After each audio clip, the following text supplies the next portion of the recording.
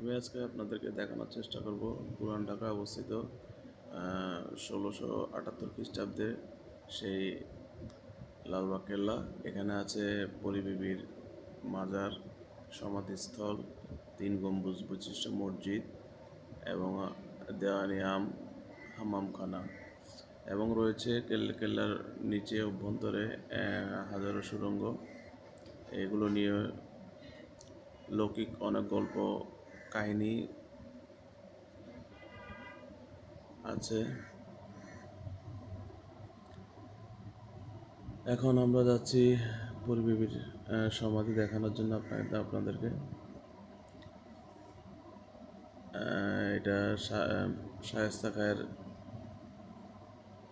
ছোট মেয়ে, লোকে মুখে প্রচলিত তাকে বিষ প্রয়োগ করে মারা হয়েছে।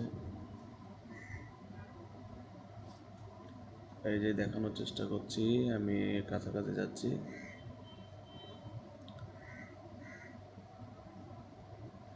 এটা হচ্ছে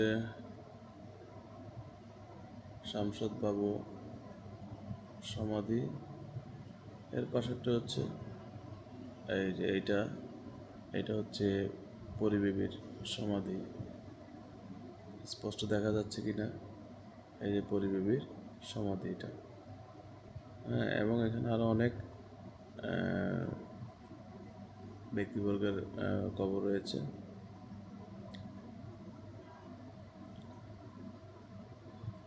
এই যে পাশে আরো আছে,